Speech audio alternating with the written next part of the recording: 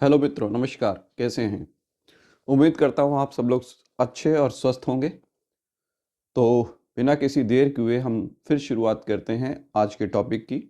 जैसे कि पिछली क्लास में हमने पढ़ा था आनुवांशिकता से संबंधित शब्दावली के संबंध में। आज हम स्टडी करेंगे कि मेंडल ने कौन कौन से प्रयोग किए और उसकी कौन कौन सी अवधारणाएं हैं। तो हमारा टॉपिक है आज का मेंडल के प्रयोग एवं अभिधारणाएं।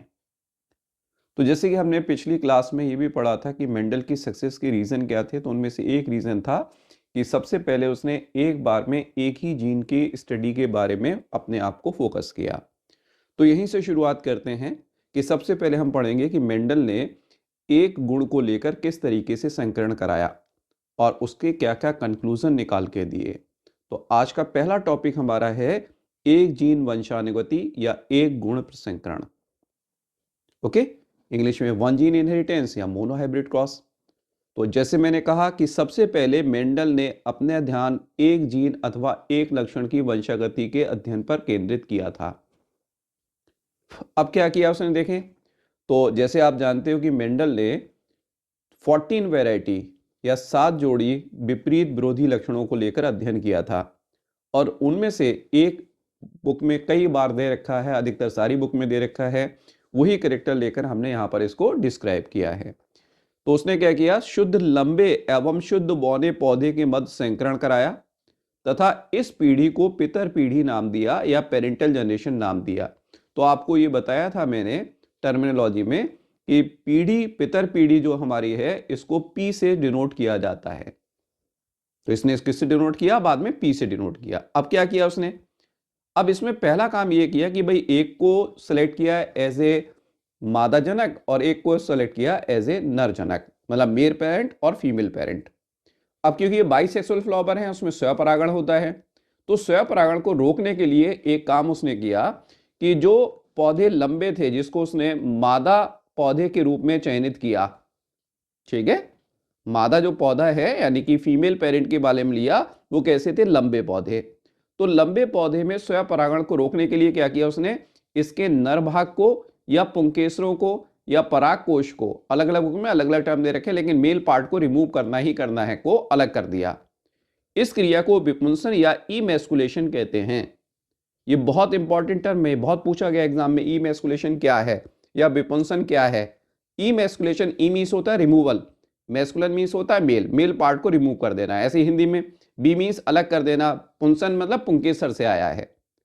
और ये क्यों किया गया, उसमें स्वपरागण ना होने पाए, इस वजह से ये काम किया उन्होंने।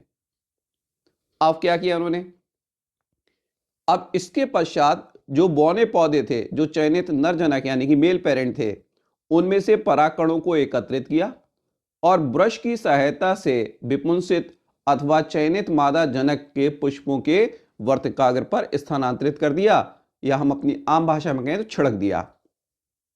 क्लियर है, समझ रहे हैं क्या कह रहा हूं मैं, कि जो ऊपर मादा पुष्प था जिसका इमैस्कुलेशन किया था, उसके ऊपर बौने पौधे को जिसको नर जनक के रूप में उसने चयनित किया था, उसमें से पराग कोश में से परागकण को निकाला और ब्रश की सहायता से कहां पहुंचा दिया, जो मादा पुष्प था यानी कि लंबे पौधे की जो वर्तिकाग्र थी पुष्प की, उस पर भेज दिया।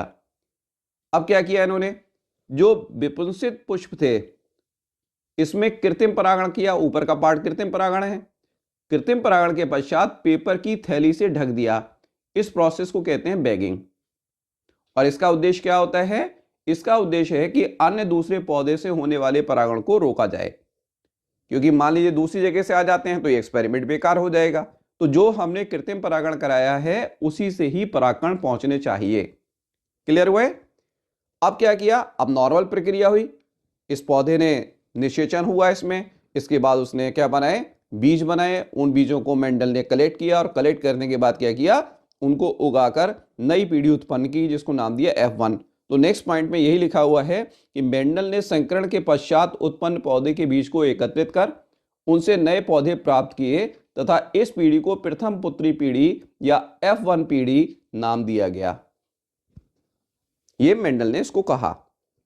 अब मेंडल ने क्या देखा, जब उसने ऑब्जर्व किया तो ये देखा कि F1 पीढ़ी में जितने भी पौधे ने ग्रो किया उन सबके खासियत क्या थी, वो सभी लंबे थे, कोई भी बौना पौधा उनको नहीं मिला। क्लियर है? अब क्या हुआ, उसने पारस्परिक संकरण भी कराया, यानी कि रेसिप्रोकल क्रॉस भी कराया, और ये देखा कि F1 पीढ़ी में फिर से लंबे पौधे ही प्राप्त होते हैं। तो इससे आपको बताया था क्या निष्कर्ष निकाला जाता है कि ये कायिक लक्षण है, इसका लिंग से कोई संबंध नहीं है। तो अब मेंडल ने क्या कंक्लूजन निकाला F1 पीढ़ी से, ये देखें। मेंडल ने यह निष्कर्ष निकाला कि F1 पीढ़ी में केवल एक ही लक्षण, यानी कि लंबा लक्षण जो प्रदर्शित हुआ, ये स्वयं को प्रदर्शित करता है, जिसको बाद में आगे चल के क्या नाम दिया गया, प्रभावी लक्षण नाम दिया गया। क्लियर हुआ? एक ही अपने आप को प्रदर्शित करेगा, बौनापन जो है यहां पर अपीयर नहीं होता। आगे क्या काम किया, अब F1 पीढ़ी से प्राप्त पौधों के मध्य उन्होंने स्वपरागण कराया, मतलब इसके सीड को कलेक्ट किया, इसको ग्रो कराया और इनमें स्वपरागण होने दिया, कोई कृत्रिम परागण उन्होंने नहीं किया। और इनसे उत्पन्न पौधे जो देखे उन्होंने, उसको द्वितीय पुत्री पीढ़ी या F2 पीढ़ी नाम दिया। और F2 पीढ़ी के पौधों को जब एनालाइज उन्होंने किया तो उन्होंने देखा बौने और लंबे दोनों प्रकार के पौधे मिलते हैं। ठीक है, दोनों प्रकार के पौधे मिलते हैं, और इनके अंदर उसने देखा 3:1 का अनुपात होता है। ये उसने एक्सपेरिमेंट करके कंक्लूजन निकाला। ओके, सिर्फ सिंपल ऑब्जर्वेशन था, अभी तक यहां पर कोई भी मैथमेटिकल एप्लीकेशन नहीं किया था। अब आगे उसने इस चीज को समझाने के लिए, ठीक है, अपना जो काम किया है उसको देखेंगे। तो ऊपर जितना हमने पढ़ा है उसको इस फ्लो चार्ट से समझ सकते हैं क्या क्या हुआ। ये एक जीन वंशागति के लिए है केवल, मेंडल का प्रयोग या परिणाम क्या निकला इसको देखें। तो सबसे पहले हमने कहा कि उसने लंबा पौधा लिया एज ए मादा जनक, ठीक है, या फीमेल पेरेंट, और बौने पौधे को लिया एज ए नर, यानी कि मेल पेरेंट। इसको क्या नाम दिया गया, इस पीढ़ी को पितर पीढ़ी नाम दिया गया, पेरेंटल जनरेशन, जिसको हमने कहा पी से डिनोट करेंगे। फिर अब इसमें संकरण कराया, हाइब्रिडाइजेशन कराया। तो क्या किया, जैसे सबसे पहले आपको बताया कि ये जो फीमेल प्लांट था, इससे जो पुष्प लिया उसने, उस पुष्प के अंदर इसने पुंकेसर को रिमूव कर दिया। यही प्रक्रिया क्या कहला रही है, विपुंसन कहला रही है, इसी को कहते हैं इमैस्कुलेशन। अब क्या किया, जो नर जनक के पौधे थे उनके से परागकण को निकाला, और परागकणों को निकालने के बाद इसके वर्तिकाग्र पर ट्रांसफर कर दिया, ये कृत्रिम परागण हो गया। और इसके बाद क्या बताया था कि उसने पेपर की थैली से इस वाले पुष्प को, कौन से वाले पुष्प को, ये जो पुष्प है मादा पुष्प, इसको जो है कवर कर दिया, बैगिंग, इससे बीज बने। और इस बीज को ग्रो करके जब देखा तो उसने देखा कि प्रथम पुत्री पीढ़ी में, यानी कि F1 जनरेशन में केवल लंबे पौधे प्राप्त होते हैं, केवल और केवल लंबे पौधे प्राप्त होते हैं। अब इसमें इसने क्या किया, स्वपरागण कराया। तो उसने क्या देखा, लंबे पौधे भी मिले और बौने पौधे भी मिले, ये द्वितीय पीढ़ी थी। ठीक है, तो यहां देखो ये 3 लंबे हैं और एक कैसा है, बौना है। तो 4 में से 3, ठीक है, लंबे और एक बौना, यानी कि अनुपात क्या हो गया, 3:1 हो गया। या हम परसेंटेज की टर्म में कहें तो ये 75% जो हैं लंबे पौधे हैं और 25% जो हैं वो बौने पौधे हैं। ओके, अब ऐसा क्यों हो रहा है, क्या इसका रीजन है। अब इसमें उसने अपने मैथमेटिकल टूल का उपयोग किया। क्या बताया उसने, देखें। तो हमारा अगला पार्ट है कि जैसे कि हमने पढ़ा था कि कारक जो होते हैं या फैक्टर्स जो होते हैं वो कैरेक्टर को एक पीढ़ी से दूसरी पीढ़ी में ले जाते हैं। इसी चीज के बेस पर उसने इसकी व्याख्या की। यहां पर मैथमेटिकल पार्ट आता है, या उसने क्या सोचा उसके बारे में समझें। क्या किया उसने कि मेंडल ने प्रयोग के प्रेक्षण के आधार पर यह बताया कि कुछ ऐसा है जो स्थायी रूप से बिना परिवर्तित हुए निरंतर एक पीढ़ी से दूसरी पीढ़ी में स्थानांतरित होता है। मतलब कोई चीज तो ऐसी है जो इसको एक पीढ़ी से दूसरी पीढ़ी में ले जाती है। तो जैसे आप जानते हो कि मैथ में XYZ मान के सारी चीजें की जाती हैं, तो वैसे उसने क्या कहा, ये जो वस्तु इसको लेकर जा रही है उसने उसको कारक कहा। और मॉडर्न टाइम में, आज के जमाने में हम इसको क्या कहते हैं, जीन कहते हैं। क्लियर है, जीन नाम देते हैं। अब उसने क्या माना, उसने कहा भाई देखो हमारे पास 2 हैं, एक लंबा पौधा है और दूसरा बौना पौधा है। तो लंबे पौधे के कारक को उसने क्या काम नाम दिया, टी, कैपिटल टी से प्रदर्शित किया। जो हमने आपको बताया था कि प्रभावी लक्षण को जो भी नाम होता है इसके प्रथम अक्षर को कैपिटल में लिख के करते हैं। और बौने के लिए क्या, स्मॉल टी से प्रदर्शित किया। ये मेंडल ने स्मॉल टी से नहीं किया था, ये मॉडर्न टाइम में इसको टर्मिनोलॉजी को निकाला गया कि जो प्रभावी लक्षण होगा उसी के स्मॉल लेटर से अप्रभावी लक्षण को प्रदर्शित किया जाएगा। लेकिन हम इसको इसी तरीके से समझेंगे जो आपके काम में आगे आएगा। तो कारक कौन सा हो गया? कैपिटल टी किसके लिए हो गया? लंबे पौधे के लिए, लंबेपन के लिए, और स्मॉल टी किसके लिए हो गया? बौने के लिए। यानी कि उसने कहा कि लंबे पौधे के अंदर जो कारक है वो टी है और यहां पर क्या है? स्मॉल टी है। अब उसने जो एक्सपेरिमेंट किया था उससे देखा कि प्रथम पीढ़ी में जितने पौधे मिले वो सारे टॉल मिले, यानी कि इसके अंदर केवल क्या गया? कैपिटल टी गया। अभी तक तो यही पता चल रहा। तो मेंडल ने जब इसमें देखा, सेल्फिंग कराने के बाद उसको पता चला, तो उसने कुछ कंक्लूजन निकाला। क्या देखें आगे कि मेंडल ने देखा कि F1 पीढ़ी में केवल लंबे पौधे ही प्राप्त होते हैं, परंतु F2 पीढ़ी में लंबे और बौने दोनों प्रकार के पौधे प्राप्त हुए। तो उसने क्या कंक्लूजन निकाला कि अगर F2 पीढ़ी में बौने पौधे भी हमें मिल रहे हैं तो ये तब तक नहीं मिल सकते जब तक कि F1 में उपस्थित ना हो।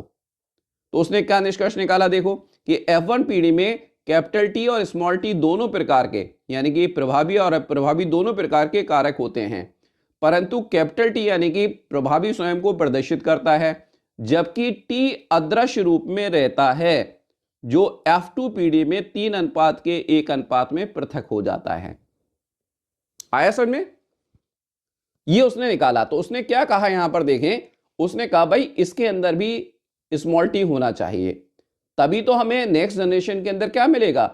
नेक्स्ट जनरेशन टॉल भी मिलेंगे और डॉर्फ भी मिलेंगे, नहीं तो ये वाला टी तो आ ही नहीं सकता। अब उसने फिर क्या कंक्लूजन निकाला?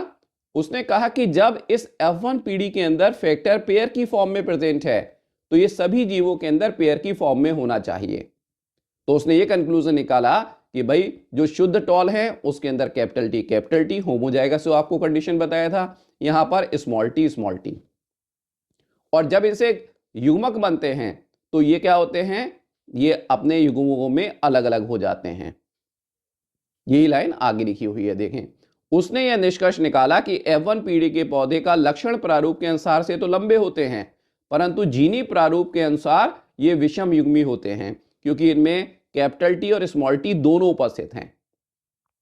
ओके, यह युग्मक जनन के समय एक दूसरे से पृथक हो जाते हैं और युग्मक में प्रवेश करते हैं, लेकिन पेयर में से एक में जाएगा, दूसरा दूसरे के मीट में जाएगा, दोनों जनरली एक साथ नहीं जाते। अगर जाएंगे तो विसंगतियां जो हैं उत्पन्न होंगी। इसी के आधार पर जो अभी मैंने बताया कि उपयुक्त निष्कर्ष के आधार पर उसने बताया कि शुद्ध लंबे और शुद्ध बौने पौधों में भी कारक युग्म पाए जाते हैं, मतलब फैक्टर पेयर के रूप में होता है, और इन्हें कैपिटल टी और स्मॉल टी से प्रदर्शित करते हैं। अब उसने क्या बताया फिर देखें। उसने कहा जब युग्मक का निर्माण यानी कि गैमीट का निर्माण होता है तो युग्म विकल्प या कारक रैंडमली, यादृच्छिक का मतलब रैंडमली, एक दूसरे से पृथक हो जाते हैं और उनकी संभावना प्रत्येक युग्म में जाने के लिए 50-50% होती है, और एक प्रकार के युग्मक में एक ही कारक पाया जाएगा। दोनों आपको बताया नहीं होते, होंगे तो विसंगतियां होंगी आगे चल के। क्लियर है? फिर अभी जो ऊपर समझाया उसकी लाइन फिर यहां लिखी है। शुद्ध लंबे जनक से क्या होते हैं? केवल कैपिटल टी वाले बनते हैं, और शुद्ध बौने से क्या बनते हैं? स्मॉल टी वाले से बनते हैं। ये बने नहीं, बौने पौधे हैं। ठीक है, इसमें ये कारक पाया जाएगा। अब क्या होगा? जब फर्टिलाइजेशन होगा, निषेचन होगा, तो क्या होना है? जब निषेचन होगा तो जो जाइगोट बनेगा उसके अंदर कैपिटल टी और स्मॉल टी आ जाएगा। भाई जब देखो यहां पर ये और ये गैमीट मिलेंगे तो ये तो बनेगा आपके सामने capital T small T. Okay, ये कैसा हो गया? हेटेरोजाइगस हो गया, हाइब्रिड हो गया। तो यहां पर लिखा है कि F1 पीढ़ी में अब क्या होगा? जब F1 पीढ़ी में ये गैमीट बनाएगा तो इससे दो प्रकार के गैमीट बनेंगे, कैपिटल टी और स्मॉल टी। ठीक है, जब यहां पर ये गैमीट बनाएगा, यहां पर फिर से लिख के समझा लेते हैं। भाई ये F1 में प्रेजेंट प्लांट है, तो जब इससे गैमीट बनेगा तो एक प्रकार के गैमीट क्या होंगे? इस कैपिटल टी के साथ, एक क्या होंगे? स्मॉल टी के साथ, और दोनों की संभावना फिर कितनी है? 50-50% होती है। और जब ये निषेचित करते हैं तो ये दूसरा भी पौधा जो होगा कैपिटल टी स्मॉल टी वाला, तो इसमें भी एक मेल और एक फीमेल लेंगे, तो ये वाला टी कैपिटल टी इसके साथ भी फ्यूज कर सकता है, इसके साथ भी फ्यूज कर सकता है। ऐसे ये वाला भी इसके साथ भी फ्यूज कर सकता है, इसके साथ भी फ्यूज कर सकता है। रैंडम होता है और इसके भी चांसेस कितने हैं? 50-50%। अब ये बताया उसने कि अगर हम, या प्योर मैथमेटिक्स का पार्ट आ रहा है कि अब उसने ये बताया कि अगर रैंडम फर्टिलाइजेशन होता है, यादृच्छिक निषेचन होता है, तो उसके परिणाम स्वरूप क्या क्या कॉम्बिनेशन बन सकते हैं, परम्यूटेशन कॉम्बिनेशन जो आप मैथ में पढ़ते हो उसके हिसाब से बनाया जा सकता है। तो क्या रिजल्ट हमें मिलेगा, 1/4 यानी कि 25% क्या मिलेगा, कैपिटल टी यानी कि शुद्ध लंबे पौधे होंगे। फिर हाफ यानी कि 50% क्या होंगे, ये कैपिटल टी स्मॉल टी यानी कि टॉल तो होगा लेकिन हाइब्रिड होगा। ऐसे फिर 1/4 यानी कि 25% कैसे होंगे, ये होंगे स्मॉल टी यानी कि इसमें अनुपात क्या आ गया, कारक के विस्तृण के हिसाब से 25%, फिर 50% और फिर 25%। इसीलिए ये अनुपात, जीनी अनुपात क्या हो गया, 1:2 हो गया। लेकिन ये भी टॉल है और ये भी टॉल है, ये दोनों टॉल है, तो दोनों मिला के 75% हो गया। यानी कि लक्षण प्रारूप बाहर से देखने पर 3:1 का अनुपात होगा, जो उसको अपने एक्सपेरिमेंट करने के बाद उसको मिला था। तो उसने इसको निष्कर्ष की फॉर्म में बताया। अब एक काम और उसने किया मैथ का, फिर यहां पर उसने यूज किया। उसने कहा जैसे मैथमेटिक्स में आप पढ़ते हो बाइनोमियल थ्योरम, ठीक है, जिसको आप कहते हो द्विनाम पद। तो क्या बताया कि उसने कहा इसी रेशो को हम किससे निकाल सकते हैं, गणितीय विधि जिसका नाम द्विनाम पद है में व्यक्त किया जा सकता है। मतलब a + x + by का होल स्क्वायर, जिसमें कैपिटल टी और स्मॉल टी दो अलग अलग डिफरेंट टाइप के युग्मक हैं जिनकी आवृत्ति समान है, यानी कि 1/2 50% हर एक के अंदर। तो इससे जब विस्तार करेंगे तो हमें क्या मिलेगा, देखें, ये हमने फॉर्मूले में फिट कर लिया। ये क्या हो गया a, ठीक है, ये क्या हो गया b, क्लियर है इस वाले फॉर्मूले के हिसाब से। ये क्या हो गया x और ये क्या हो गया, ये हो गया हमारे पास y। इसका होल स्क्वायर करें तो हमें पूरा एक्सपेंशन, जैसे तो ये लिख के बताया है, इसको फिर सॉल्व करें तो ये मिलेगा 1/4, ठीक है। वही कैपिटल टी स्मॉल टी 1/2 यानी कि half, capital T small T यानी कि हाइब्रिड, और 1/4 यानी कि 25% स्मॉल टी। ये जो हमने निकाला है यही यहां पर फिर से हमारे सामने प्रेजेंट है। यहां पर उसने मैथमेटिक्स का यूज किया, जो मैंने आपको बताया शुरू में लोगों को हजम नहीं हुआ, लेकिन बाद में लोगों ने इसको एक्सेप्ट किया और आपसे कहा था कि फिर उनको ऑनर दिया गया फादर ऑफ जेनेटिक्स। अब इसी को हमने फ्लो चार्ट से फिर से समझाया है, देखें यहां पर, ठीक है, क्या है देखें कि कारक के आधार पर एक जीन वंशागति की व्याख्या। देखिए आपसे कहा लंबा पौधा है तो इसका जीनोटाइप क्या हो गया, कैपिटल टी कारक जोड़ों के रूप में प्रेजेंट हैं। बौना तो स्मॉल टी, ये क्या हो गई, पेरेंटल जनरेशन हो गई। इससे गैमीट बना, आपको बताया कैपिटल टी वाला इसमें और इसमें स्मॉल टी, सारे ऐसे ही बनेंगे। फिर अब क्या किया गया, यहां पर जब इसमें फर्टिलाइजेशन हुआ तो लंबा पौधा हमें F1 में मिला प्रथम पुत्री पीढ़ी में, और ये कैसा था, हाइब्रिड था। इसमें स्वयंपरागण कराया गया, तो ये एक मेल पेरेंट मान लो, एक वाला फीमेल पेरेंट मान लो, भाई कोई सा भी मान लो, ये फीमेल मान लो, ये मेल मान लो। तो इससे दो तरीके के मीट बनेंगे, क्योंकि जब ये पृथक होंगे तो कुछ गैमीट ऐसे बनेंगे जिसमें कैपिटल टी है और दूसरे में स्मॉल टी। सेम कंडीशन यहां पर भी रहेगी, और दोनों का परसेंटेज आपको होता है 50-50% होगा, और चांसेस ऑफ फर्टिलाइजेशन भी कैसा होगा, 50-50%। तो आपसे कहा कैपिटल टी स्मॉल टी और स्मॉल टी का कॉम्बिनेशन बनेगा, यानी कि 3 लंबे हो गए और एक बौना हो गया, यानी कि लक्षण प्रारूप का ये हमारे पास आ गया अनुपात, जो उसको वास्तव में प्रयोग के बाद मिला था। और कारक के एक्सप्लेनेशन से कितना हो गया, देखें, ये 1/4, ये दोनों एक से 1/2 और ये अकेला, यानी कि 1:2:1। ये क्या हो गया, जीन प्रारूप अनुपात के अनुसार कि कारक उसमें किस प्रकार के उपस्थित हैं, इसके आधार पर ये उसने व्याख्या की। तो ये मेरे ख्याल से आपको ये अच्छी तरीके से समझ में आ गया होगा। आगे देखते हैं। अब आता है, इसी के बाद उसने एक साथ दो कैरेक्टर को लेकर स्टडी किया, जिसको आप द्विजीन वंशागति कह सकते हो या द्विगुण संकरण कह सकते हो, जिसको इंग्लिश में 2 जीन इनहेरिटेंस या डाईहाइब्रिड क्रॉस कहते हैं। इसमें हमने इसको समराइज कर लिया क्योंकि उसी तरीके का एक्सप्लेनेशन है वहां पर भी, जैसे कि यहां है। मेंडल ने दो विपरीत विरोधी लक्षण को लेकर प्रयोग किया। इसमें कौन कौन से कॉमन लक्षण जो किताबों में डिस्क्राइब्ड हैं, उन्होंने एक पौधा ऐसा लिया जिसके अंदर गोल एवं पीले बीज थे, दूसरा पौधा लिया झुर्रीदार एवं हरे बीज वाला, इनके मध्य संकरण कराया। अब इनसे जो गैमीट बने, ठीक है, जैसे आप देखोगे तो इसको हम क्या लिखते हैं, capital R capital R capital Y capital Y. इसको क्या लिखते हैं, small R small R small Y small Y. तो इससे गैमीट क्या बना, इस वाले से ये बना और इस वाले से ये बना। ओके, अब जब निषेचन हुआ तो F1 पीढ़ी में जो केवल पौधे मिले वो केवल कैसे थे, गोल एवं पीले बीज वाले थे। इसका जीनोटाइप क्या हो गया, capital R capital Y small Y. Clear है भाई, जब ये दोनों गैमीट मिलेंगे तो हमारे पास यही तो रिजल्ट आएगा। नेक्स्ट देखें, F1 पीढ़ी में 4 प्रकार के युग्मक बनाए गए। अब ये जो प्लांट हमें मिला इससे 4 प्रकार के युग्मक बने, वही परम्यूटेशन कॉम्बिनेशन से, capital R small capital Y capital R small Y small R capital Y small R small Y.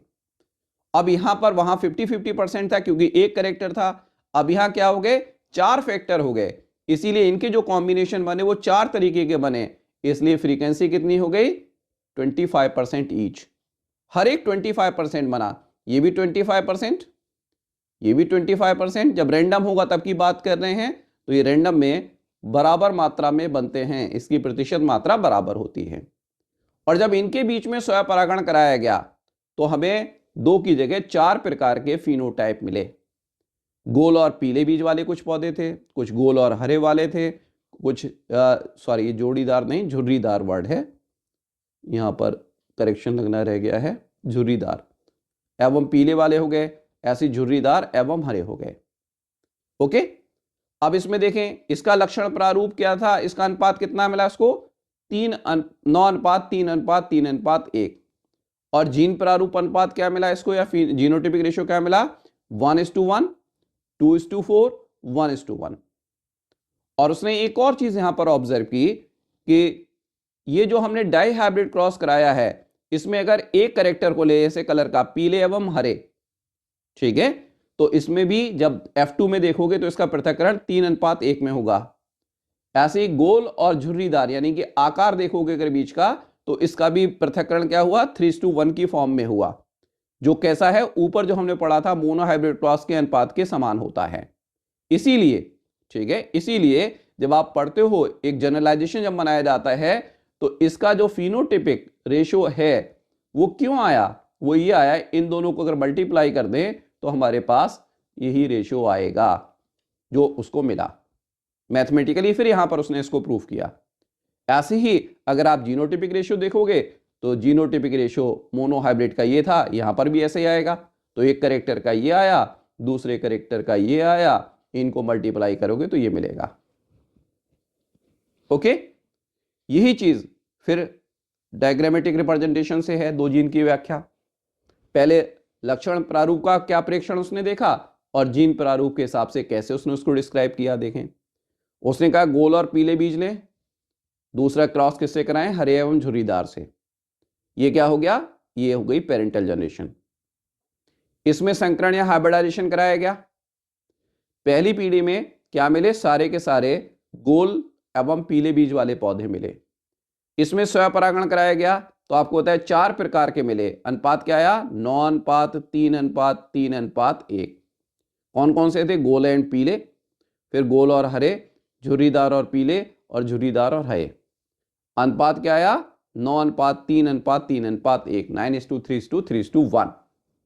कारक के डिस्ट्रीब्यूशन के हिसाब से आपको बताया ऊपर की पेरेंट ये होंगे गोल और पीले वाले, हरे और झुर्रीदार का ये हो गया। इससे जो गैमीट बने आपको बताया था क्या बने थे, कैपिटल आर और कैपिटल वाई। इससे क्या बने थे, स्मॉल आर स्मॉल वाई। तो F1 में जितने भी पौधे मिले उन सब में क्या हुआ, capital R capital Y small Y. और देखने में कैसे हैं, आप डायग्राम के हिसाब से देख रहे हैं, गोल एंड पीले। स्वपरागण हुआ, रेशो फिनोटिपिक तो यही रहा, ठीक है, लेकिन जीनोटिपिक रेशियो देखोगे तो आपको बताया था 1:1, 2:4:2, 1:1। ये यहां पर रेशियो हमें मिलेगा। इसमें डिस्ट्रीब्यूशन ये नीचे दे रखा है कि भाई 9 ये हैं, तो इसमें कौन कौन से जीनोटाइप होंगे। इसको जब हम पढ़ेंगे मेंडल्स लॉ में या लॉज ऑफ इनहेरिटेंस में, तो पुनेट स्क्वायर बना के इसको समझाएंगे कौन कौन से किस तरीके से डिस्ट्रीब्यूटेड रहेंगे। तो ये उसने उसकी व्याख्या दी। बिल्कुल इसी तरीके से उसने ट्राई हाइब्रिड भी कराए, मतलब 3 कैरेक्टर को भी एक साथ लिया। और हम तो केवल F2 जनरेशन तक पढ़ते हैं, उसने F3 F4 आगे कई जनरेशन तक इस कैरेक्टर के डिस्ट्रीब्यूशन को स्टडी किया। अब जैसे मैंने बताया कि मेंडल ने कोई लॉ नहीं दिए थे, इसने अपने जो भी एक्सपेरिमेंट किए उससे कुछ कंक्लूजन निकाले, जिसको कॉन्सेप्ट कह सकते हो, उसने कुछ डेवलप किए, या आप ये कह सकते हो जिसको कहा जाता है पास्चुलेट्स दिए, निष्कर्ष दिए, जिसको हिंदी में कहते हैं अभिधारणाएं प्रस्तुत की। क्या निकाला उन्होंने इन सारे एक्सपेरिमेंट से, मोनोहाइब्रिड से और डाइहाइब्रिड से? देखें, अपने प्रयोग के आधार पर मेंडल ने 4 अभिधारणाओं का प्रतिपादन किया या को प्रस्तुत किया। क्या क्या है देखिए, क्या टोटल कंक्लूजन है। अवधारणा नंबर 1 यानी कि फर्स्ट पास्चुलेट ये कहता है कि प्रत्येक लक्षण एक इकाई या कारक के द्वारा नियंत्रित होता है, फैक्टर जिसको हम कहते हैं, और प्रत्येक जीव में कारकों का एक युग्म पाया जाता है, या ये कैसे हैं, पेयर की फॉर्म में पाए जाते हैं। दूसरी अवधारणा क्या कहती है, देखें, यदि 2 विभिन्न विशेषक यानी कि ट्रेड्स के कारक साथ साथ उपस्थित होते हैं तो इनमें से केवल प्रभावी कारक ही अपने आप को प्रदर्शित करता है, किसमें, F1 में, ठीक है, जबकि अप्रभावी जो होता है वो कारक स्वयं को प्रदर्शित नहीं करता। कैसे, कैपिटल टी और स्मॉल टी, तो ये अपने आप को प्रदर्शित नहीं करेगा, ये करेगा इसमें। और ये किसकी बात हो रही है, F1 जनरेशन के अंदर, क्योंकि F1 में जनरली हाइब्रिड होते हैं, F2 में भी अगर हाइब्रिड होगा तो भी यही कंडीशन होगी, इसलिए इसने इसको जनरलाइज कर दिया। नेक्स्ट देखें, थर्ड पास्चुलेट यानी कि तीसरी अवधारणा क्या कहती है, यह कहती है किसी भी जीव में उपस्थित विभिन्न प्रकार के कारक आपस में मिश्रित नहीं होते। मतलब कैपिटल टी और स्मॉल टी अगर साथ साथ रहते हैं तो करेक्टर तो टॉल का देंगे, लेकिन ऐसा नहीं है कि मिक्स हो गए, आगे की जनरेशन में भी सारे के सारे ऐसे ही आएंगे, ऐसा नहीं है, शुद्ध रहते हैं। इसीलिए आप पढ़ोगे कि जो लॉ ऑफ सेग्रीगेशन है इसको कहते हैं law of purity of gamete. फिर क्या बताया उसने, तथा F1 पीढ़ी में के पौधों के द्वारा युग्मक जनन के समय एक दूसरे से अलग अलग हो जाते हैं, जो आपको होता है कैपिटल टी स्मॉल टी अलग अलग हो जाएंगे, मिक्स नहीं होते कभी ये। फिर बताया F2 जनरेशन में दोनों प्रकार के पौधों के अनुपात में लक्षण प्रारूप अनुपात कितना होता है, 3:1, और फिर जीन प्रारूप अनुपात कितना होता है, 2:1:1 होता है, 1:2:1, 1:2:1। ये क्या है, जीन टाइप है इसका। लास्ट जो अवधारणा उसने दी जिसको हम कहते हैं फोर्थ पास्चुलेट, क्या बताया, ये ऊपर के 3 तो जनरली कैसे हैं, मोनोहाइब्रिड क्रॉस के कंक्लूजन थे, जिसमें से ये तीसरा वाला जो है आगे चल के जो है पूरा का पूरा डाइहाइब्रिड पर भी एप्लीकेबल हुआ, और जब तीसरा एप्लीकेबल है तो दूसरा भी एप्लीकेबल हुआ। देखें क्या बताया इसने, इस परिकल्पना का आधार क्या है, द्विगुण संकरण है। इसके अनुसार एक लक्षण का कारकों का पृथक्करण दूसरे लक्षण के कारकों से स्वतंत्र होता है, ठीक है। F1 पीढ़ी में केवल गोल और पीले बीज वाले ही पौधे प्राप्त होते हैं, परंतु F2 पीढ़ी में चारों प्रकार के पौधे जो आपको ऊपर बताए थे वो होते हैं, और इनमें लक्षण प्रारूप कितना होता है, 9:3:3:1, और जीन अनुपात क्या होता है, 1:1, 2:4, 1:1।